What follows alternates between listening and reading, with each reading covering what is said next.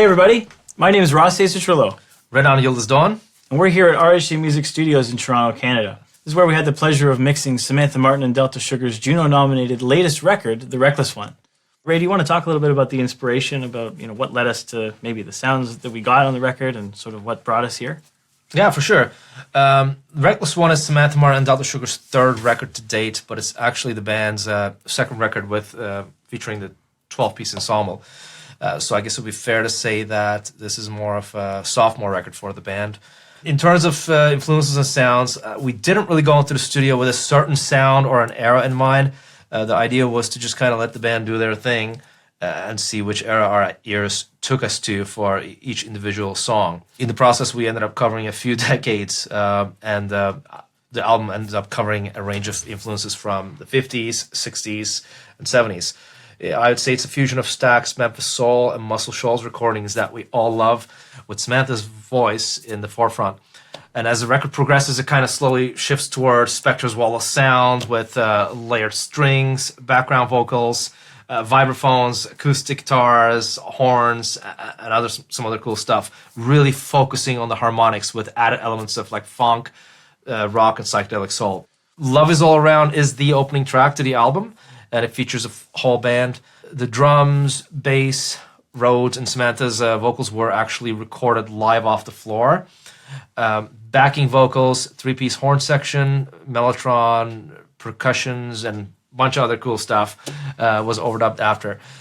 Samantha's inspiration behind the song was, as she calls it, Bill Withers meets the Meters. I'd say in the end, it turned out to be more of a blend of the Meters meets Rare Earth with those added elements of psychedelic soul in there. Honestly, I think we did achieve what we were going for with the inspiration, and we'd love to show you what we did when we came up with this. I think it's important to note that the source sounds that we captured, we use a lot of analog gear, so most of the sounds that we got going to the tape were already sort of where we wanted them, and then we were able to use the UAD plugins to sort of enhance what we were doing to make the sounds that we heard in our head come out of the speakers more so than what we had done. Why don't we start by listening to the track so you guys can hear a little sample of what it is that we're talking about, and then we can break down each individual instrument one by one and show you what the UAD stuff actually did for the sounds. Let's take a look. Getting stronger.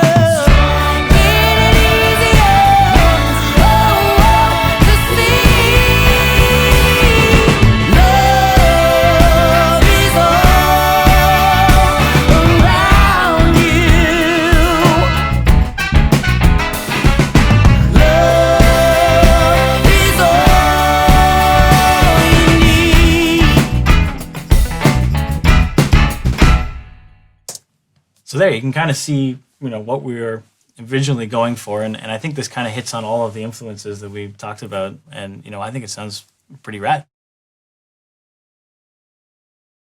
Let's take a look at the drums to start, because to me, the drums, they immediately paint the picture of what you're about to hear before you've really heard too much. It starts by sounding super retro. It's very, crunchy kind of drum sound, and I'll show you how we achieved that, and then what UAD did to actually help make that even cooler. Let's flip over to our drums here, and you can see the way we captured the drum sounds. We've got the sub kick, we've got a kick out, which was actually a FET 47 by Neumann, and then we've got a hi-hat mic, our drum distortion mic, which was essentially the key to this whole drum sound that we're building off of, and then a couple of room mics that we sort of blended in for texture. But the cool thing about the way we did these drums was it was a very small, tight room, so the room mics don't really have that much depth to them either. Let's play the drums just by themselves so you can hear what they sound like isolated.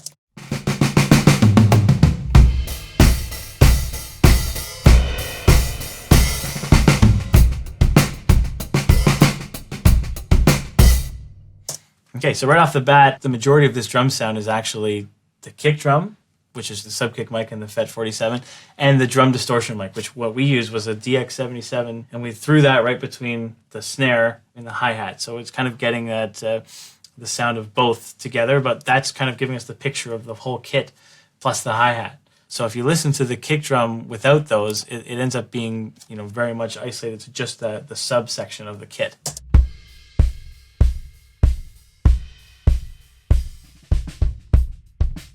So you can see here that on the plugins that we use for this, we have a couple of options of UAD things that we put on these two tracks to make them work together. So first of all, on the sub kick, we use the Little Labs IBP, which is a phase alignment tool. And the point of this plugin was to actually correct the phase relationship between the sub kick and the FET 47 on the front.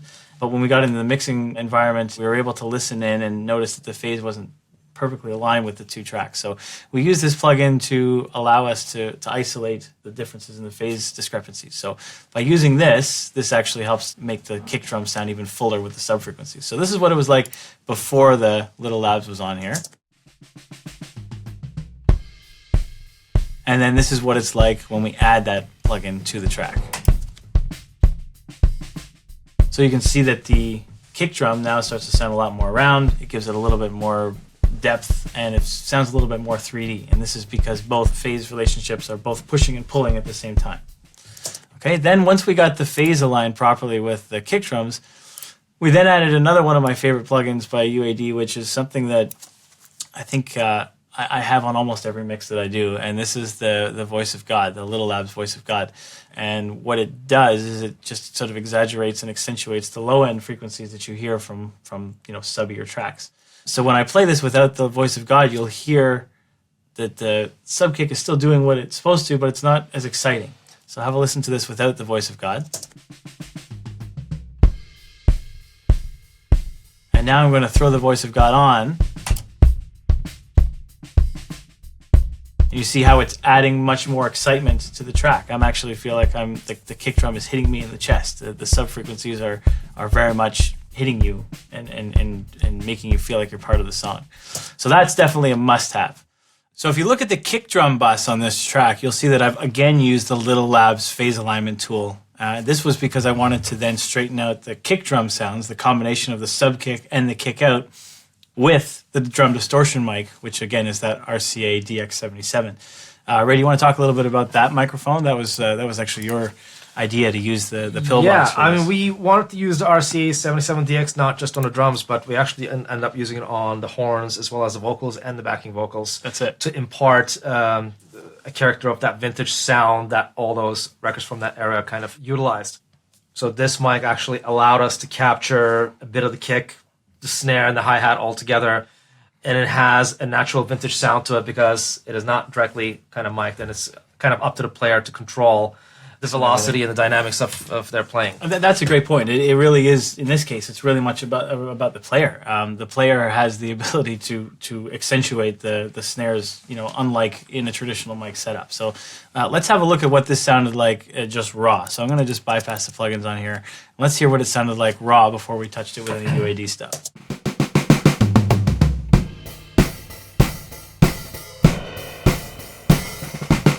It's crispy. It's very very crunchy, but it gives you the picture of the kit. Now again, the cool thing about it is it's in mono.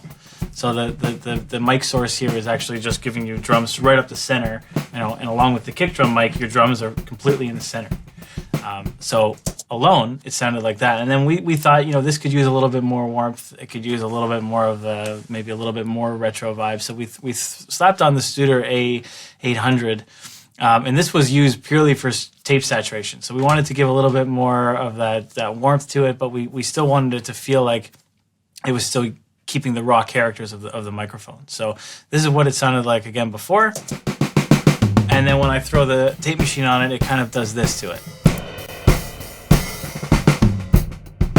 Kind of feels a little bit more softer. Yeah, it's like it's making it feel easier on my ears, right? And then we also thought, this microphone, it has some cool low mids and whatever, but we're sort of missing a little bit of that sharpness on the top that's going to allow the presence of this mic to cut through the mix a little bit more. And so, for me, the first thing I wanted to do was even though we recorded it with a 1073, I wanted to add another one in post here and actually bring out a little bit more of like the 4K, 5K area and try to make the drum track sing a little bit more while still maintaining its vintageness. So if you look at the 1073 that we used here, we didn't drive it at all, but we did bump up a little bit at 4.8, and we did give it a little bit of the high shelf here as well. So have a listen to this before and after. Here's the before, and here's with the plugin on top of it. There really brings out the Yeah. hi-hat, eh? Like It's that a little really sparkly now. it makes it feel a little bit more retro like that, right? So I mean, I personally think that's that's what really made the drum sound work together. So that was a good plugin to reach for. Now the other big thing that we did with the drums, and as I mentioned before, we recorded them in a small room, in a smaller drum room.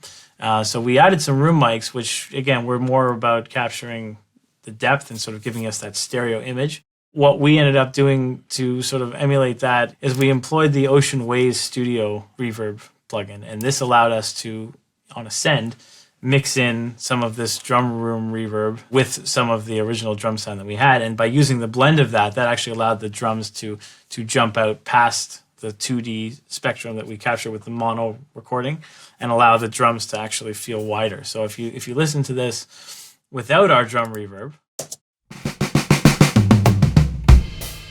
and then I'm going to add in the drum reverb, and you'll see what that kind of does to open up the sound right here. Right, so again, without it, and then with it.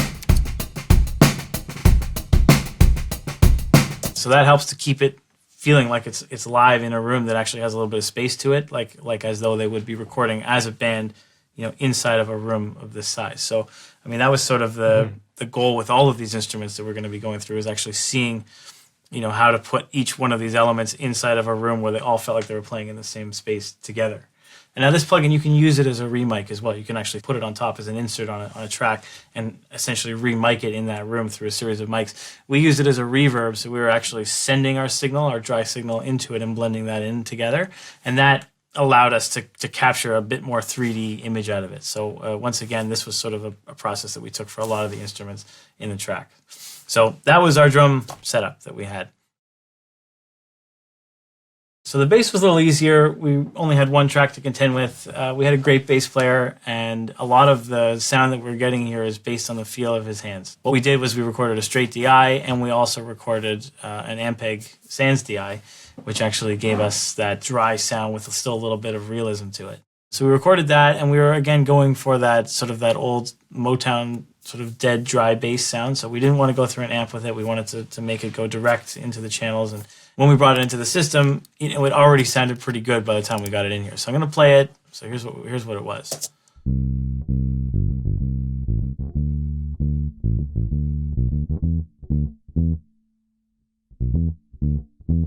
Okay.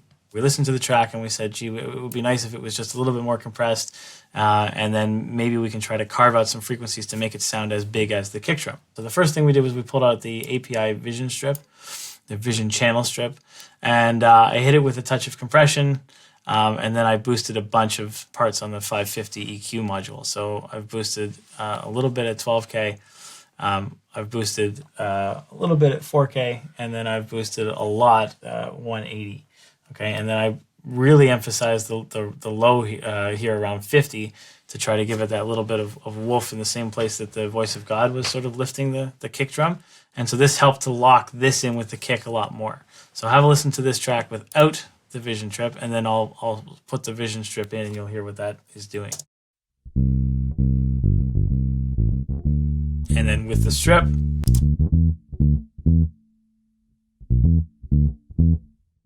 right? So it's already adding more presence. It's making it feel like the bass is like, again, hitting you in the chest and complementing the kick drum. And, to me, this was great, but I felt like I still needed a little bit more than just what that plugin was adding. So I then reached for the MIDI-Q Pultec, which is, again, called the MEQ5. And this guy I used primarily to boost 300, again, and gave it another boost. And then I also boosted 1.5K with this guy, and I really boosted it. So adding this on top of it from here sounds like this.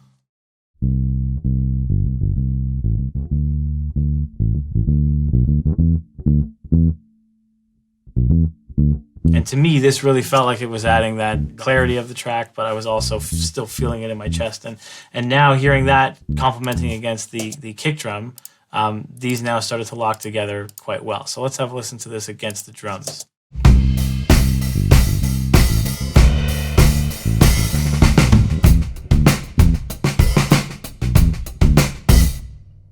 And you can see now that the two parts are actually locking together perfectly, and you're actually starting to feel them, be one unit. Next, we have our guitar. So for the guitar, we had one guitar player in the band, and he tracked live off the floor with the drum and the bass. So when we were doing this, we had the pleasure of working with UAD's aux box. It allows us to emulate different cabs in different rooms, but with the heads of the different amps that we might want to put in front of it. To a guitar player, it still feels like you're playing against a real amplifier, and with a real amplifier, and the front end of how it reacts to your fingers. But the actual output of the aux box is going to an emulator, which will then allow you to play with the speaker cabinets and put on different plugins inside of it by UAD. And it really makes live off the floor tracking like this a breeze, because you can actually have a band in a room tracking through a real amp, but there's no volume coming off the amp, just in your headphones. So in this case, we used a Fender Deluxe, and he tracked that into the aux box, which we, again, emulated the exact cab that would be in there, and we recorded the 2-track of that. We also recorded a DI just in case we needed to reamp it later, in case we missed something, but honestly, it ended up working perfectly, so we didn't have to change it. So I'd love to show you guys what we recorded on the day. This is the sound of the amp off of the aux box, like this.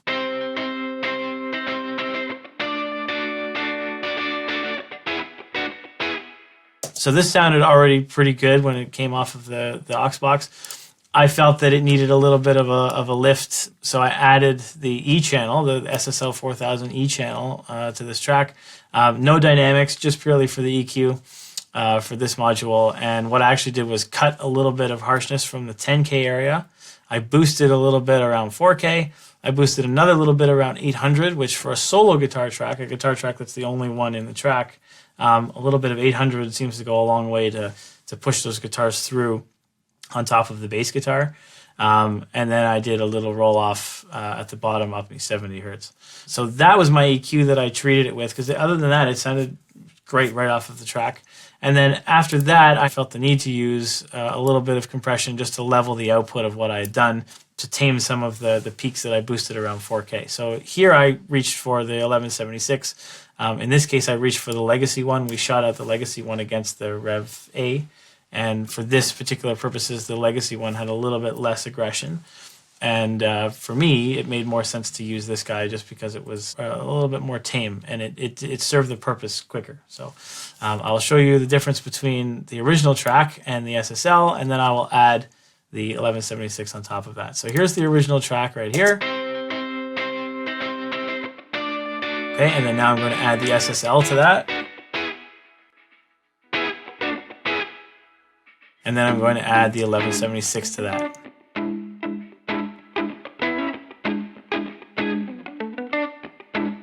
And you can hear that the guitar is sort of brought a little bit more to life, but the aux box already did such a great job of delivering the end result of that guitar that it didn't need a whole lot more than just a little bit of brightness.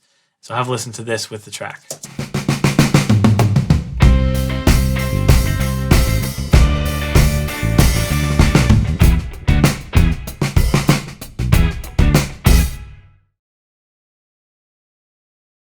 Keyboards were a lot of fun on this record. Many of the tracks on the record actually feature more than one keyboard part and instrument.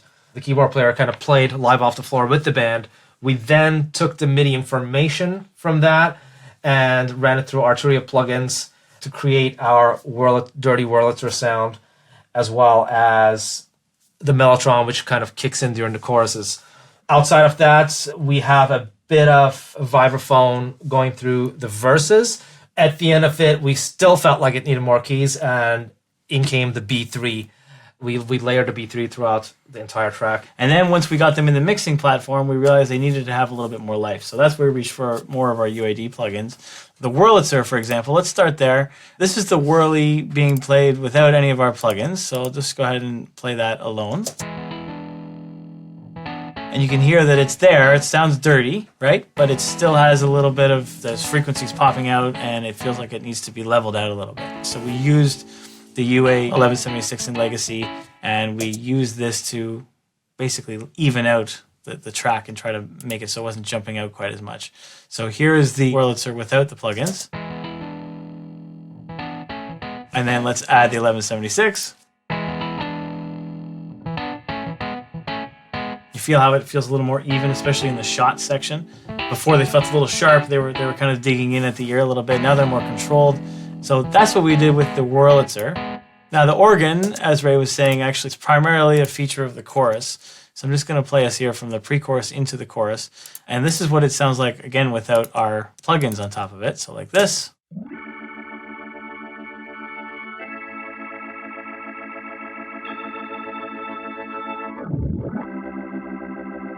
Okay, and then what we did here again was to try to create evenness. Same plugin, same concept where we're trying to tame the top end, okay, and try to tame it so that it's not jumping out at us, out of the speakers. The same concept, we use the legacy again. Let's have a listen to the before and after. This is the before. And here is the organ with the 1176. So again, especially on places like where he's raking, that is something that's now being held and glued together using the 1176. Then we had the Mellotron. The Mellotron did sort of a similar thing as the organ in that it was padding throughout the chorus. This alone felt pretty good. So let's listen to that by itself. But what it really felt like it needed to me to make it cut over that wall of organ that we just added in the chorus was a little bit of top end. So that little bit of air that's potentially missing from this plugin. So we grabbed an EQ from a Pultec and we put the Pultec into a 16K area and just boosted that. And I ended up boosting that by 10. But I'll A/B this for you so you can actually hear the difference. So here is the Mellotron without the Pultec. And then here's what we did where we added the 16K. And without it. So it just adds that little bit of warmth from the top, that angelic quality, the air, as many people put it. And it kind of makes the Pultec stick out over top of the organ, even though they're both occupying very similar frequencies. The last one that we decided we felt we didn't have enough keys, as Ray said, we added one more thing here. This was the vibraphone now, and this is what this sounded like before we hit it with any plugins. Okay, so it still feels, it feels real, but it's got that clarity to it, right? So when I listened to this, I thought, okay, this needs to be a little bit more compressed, but it also needs to have some vibe to it. So I brought out the Fairchild, and this seemed to not only, when I drove the input pretty hard, it not only broke up in really pleasing places, but it also allowed it to compress in a way where it wasn't choking the sound at all. So it still allowed the decay of the instrument to pull out, but it tamed it in a really vibey way. So have a listen to this before, and now have a listen to it with the Fairchild. See how it kind of pulls out afterwards? The last piece of the hit, it actually like tickles the ear and almost feels like it's filtering out like a waterfall. Right? And you can see I really drove the input on this guy to make it sound correct. That's what we did for the keys. So I think this was the first time we tried something different with the horns. We usually kind of put separate mics on each horn and kind of record it that way. Yeah, the traditional way that we knew of doing horns was always to kind of mic up the room, mic up each horn individually, and then try to blend them all as a package. When we tried that, it didn't work. Yeah, it just didn't sound right. And again, to try to kind of capture that vintage vibe on the record, we again used the RCA 77DX, and we pretty much put that in the middle of the room and got all three of the horn players to play all together in facing that one mic. And right off the bat, that just seemed to do the trick for me. And it was like, that's it. That's the sound we're going for. And we did crank the 1073 on it to kind of create a bit of like a natural distortion on it as well. And then you did a bunch of other stuff to it, right? Well, that's it. I mean, when we first heard the sound of it in mono, all the horns in mono actually became a section, right? By putting them all in one mic. Now it was a section of horns instead of a wide stereo spread of horns. So when we heard that, we thought this was great, but what can we take a little bit farther? So we took the 1073 module that we were running that DX77 into, and we just cranked it a little bit more with distortion and pulled back the output. And that gave it already that vintage feel, kind of sounding like it was tearing almost. But then when you put that in the mix against the powerful vocals, not only did it cut, but it created that vintage sound. So when we got that in post, obviously there's, excessive transients that pop out when you distort something like that. So the first thing we had to do was tame those transients. So if you listen to the horns without any of our plugins on it, you'll see what they sounded like straight from the 1073 module.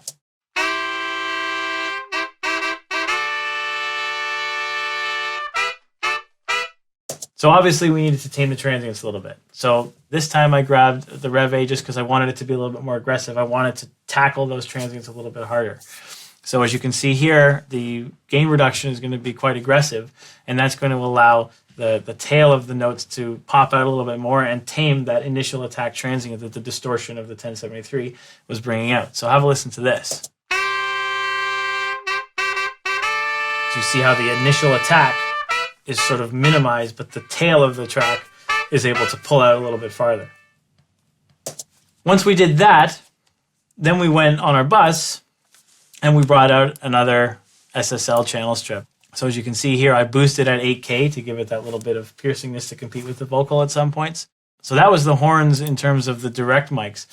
But there was a magical thing that we discovered in post-production that I don't know that we were really planning on doing, but ended up kind of being the magical savior of these. Because as I put these in the mix the way they were, while the sound was correct and while they felt like they were in the right vibe and competing with the vocal, they still didn't feel like we had actually tracked these horns in the same as room. though they were in the same room beside the drummer, right? So we said, okay, well, what can we do to fix that? And obviously the Ocean Waves plugin was our go-to to fix that. So if you look at our session here, we've bussed the horns on both the horns 1 and 2 tracks. We've actually bussed them both to another Ocean Waves room. Okay, now in this Ocean Waves room was another instance of it, and this time we've used, again, the same room, the Ocean Waves room A, but with the horn preset, again, on the reverb. And what this does is this allows us to get the reflections of the room that the drums are in, but capturing them with just the isolated horns frequencies. I'm using that to blend in directly with our direct sizzle mic, and that's actually making it sound the way that we wanted to hear it, like we've been used to hearing on the Al Green records and our references. So take a listen to the horns without our reverb, and then now with our reverb. See, now they feel like they're actually living in their own space. And then now listen to that against the rest of the track and see how now they feel like they're part of it. So let's listen without the reverb to start.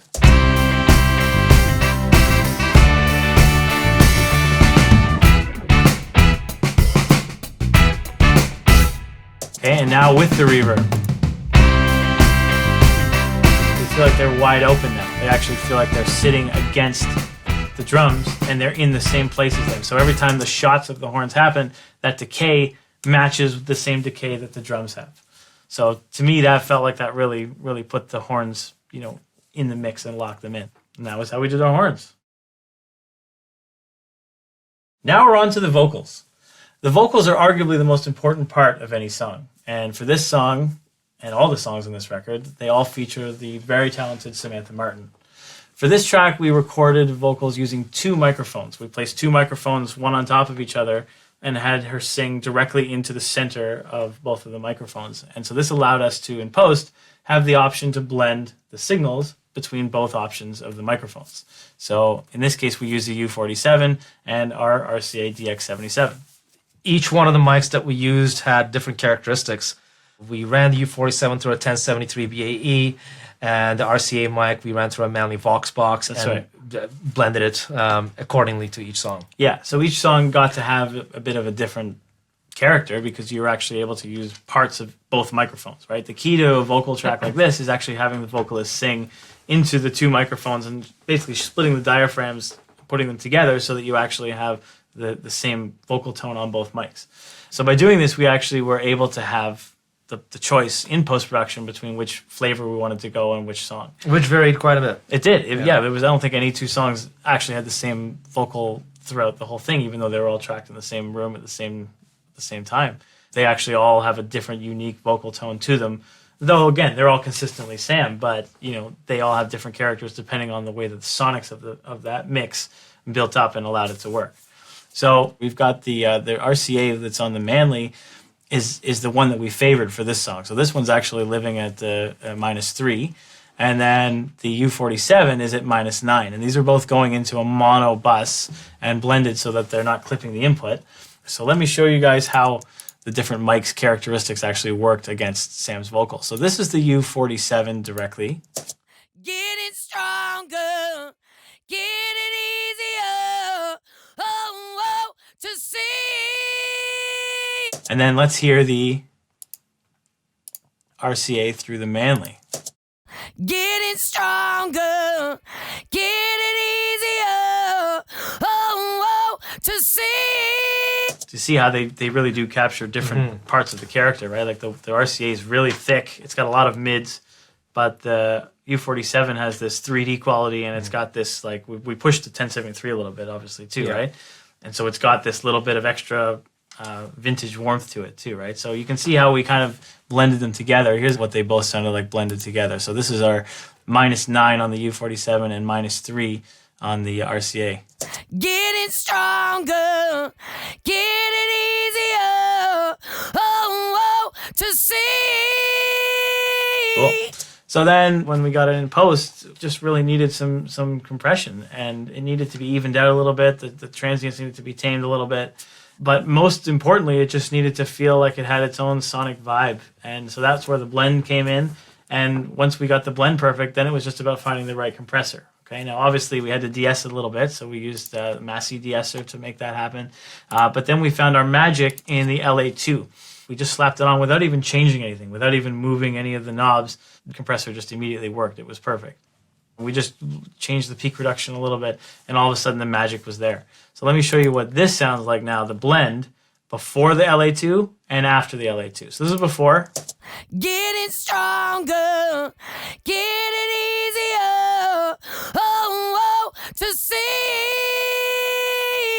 And now let's blend in with the LA2. Getting stronger, get it easier, oh, to see. So that really adds some magic to the track. Hey, I love that. Like everything else, we wanted to, again, capture some time-based effects to make the vocal shine against the rest of the mix. So in this case, we used 3 different types of time-based effects. We favored the UAD capital chambers, and this was a plugin that really found its way across most of the mixes.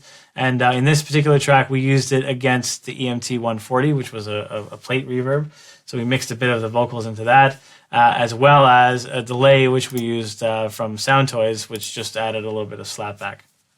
But the most important thing has been the imaging of the solo track against a room. So making it feel like that production was actually happening inside of one room. So again, we reached for our Ocean Ways again. And you can see here that we use the vocal group, and we actually sent all of the lead vocals into this, as well as all of the background vocals, and centered them all into this to actually create that width. So it just allowed everything to be inside of the same room. So let's take a listen to the vocal track without any time-based effects. Getting stronger, get it easier. Now let's add in the first reverb on the capital chambers. Love is all around you. So immediately you hear and feel that vocal sort of surrounding you. Then let's add the EMT 140 to the same thing. Getting stronger, get it easier. So that kind of allows you to hear a little bit more of the 3D-ness of the effect, and it definitely sounds like a reverb that was put on purpose as opposed to a room. So it actually feels like it's adding a little bit more of the vintage character. And then of course we added the room, the Ocean Waves room. Getting stronger, get it easier, to see. So that's, again, adding the transients into that room and making it feel like the decay of the track is living in the same room as that, and kind of making it wider. Because, again, the early reflections are much tighter than in the other reverbs. So you hear that initially first, and then you hear the rest of the reverbs pile in afterwards. So, again, that with our slapback, that now creates the full vocal sound that you're used to hearing on the record. Getting stronger, get it easier, to see.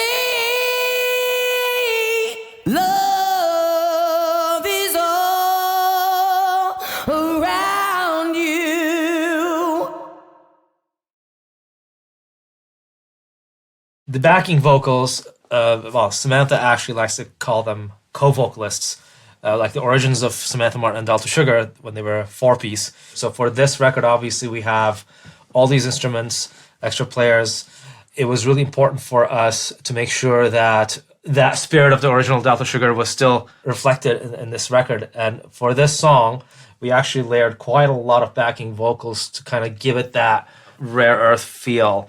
I believe we use, again, a U47 and RT77DX, but it was one mic per singer in a separate rooms. That's it. So it was important for us to kind of make sure that the backgrounds are as prominent in the mix as any other instrument, so that they are kind of together as a unit along with Sam and not buried in the mix. So, and that's it. And to get that feeling with the amount of vocal tracks that we layered on this track, we couldn't treat them as a section like we did with the horns. We actually had to space these guys around the track in a stereo spectrum a little bit more. To keep all those glued together, we used the Zen limiter by Chandler Limited. Okay, now the Zen limiter also functions in compressor mode, and to do what I wanted to do with this track, I had to use it as a compressor, and I drove the input and the output with a very quick attack and an even quicker release. And this allowed it to initially tackle the transients, but also release the compression the second that the vocal track finished anything with major power. So it kind of gave the vocals a bit of a pumping feel, but when it's played in the whole mix, it actually glues all of the backing vocals together. So you end up getting this sense of unity, even though we're spatially panned around the track. So I'm going to show you guys a chorus without the Zen limiter, and then I'm going to add the Zen limiter and show you what this actually did. So actually I'm going to give you a pre-chorus and a chorus so you can hear all the vocals grooving together here. So I'll just do them soloed without the lead vocal for now. Stronger, easier, ooh, love is all around you. Okay, and now let's try that with the Zen limiter. Stronger, easier, ooh. And you can see how quickly, if you look at the gain meter here, you can see how quickly the compression releases after the attack has passed the threshold. And in the mix, that allows it to be glued against the vocal a little bit. So now let's hear that against the lead vocal, so you can hear just the vocal chain together and how they all start to glue themselves together. Get it easier, to see love is all around you. We also had the backing vocals stretch into the time-based effects by putting the lead vocal and the backing vocal into the same space. It effectively makes them all feel like we're sung in the same room together, and that's what together makes everything feel like they're one unit. And that's how we created all the vocals. So now the final mix. All the elements are sounding great on their own, and now what we have to do is actually bring everything together into a final mix and have it be what we hear as a 2-track that gets sent out to mastering. So the secret to what I'm doing here in this mix is I'm running everything through this SSL AWS 924 console, and then I capture the 2 mix of this console back in through the system through the Burl B2 Bomber. Now that B2 Bomber is actually connected to the Apollo, the X16, through the AES input, and at the back of that, that is actually converting on the AES clock of the Burl into the UAD system, and then that's what's actually giving me my 2 mix on the analog master bus. So the console is basically acting as a summing mixer, and it's allowing me to sum the outputs of all the stuff that we worked on in the mix in the box through the actual mixing hub of the system, and then through the Burl to capture the 2 mix on the way back in.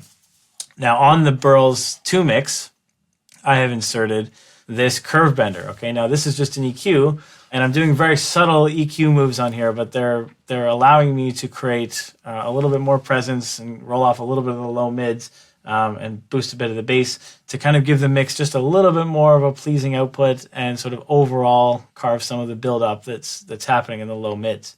So this curve bender, again, I'm not hitting it too hard, but it does have some really cool vibe to it. So to my ear, I really love what this is doing. So here's what this sounds like without the curve bender, and then I'll show you what it sounds like with the curve bender. So here's from the pre-chorus.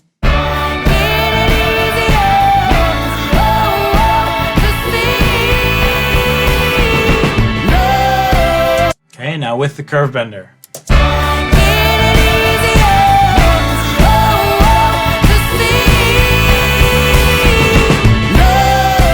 And then without the curve bender.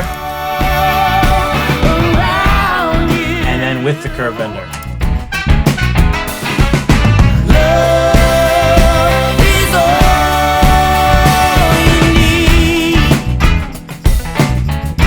And that's basically the entire mix. Well, there you have it. That's the record and all the tricks we pulled while we were mixing. I mean, we were very lucky to be working with a band that were all incredibly talented musicians. I mean, that really allowed us to experiment with things while we were tracking, and I think that made our job ultimately easier in the mixing process. Yeah, and some of the plugins that we use on this record really did accentuate the characteristics of the sounds that we were going for, as well as the depth. Specifically to Capitol Chambers and Ocean Way Studios, these plugins allowed us to travel to those studios and destinations and create this vibe for the entirety of the record. Thanks again for watching, and hopefully some of the things that we covered here will be able to be used in your productions at home. And we want to thank Samantha Martin and Delta Sugar for allowing us to be a part of this incredible record. And don't forget to check out the record in its entirety, the Reckless One, available on all streaming platforms. Cheers.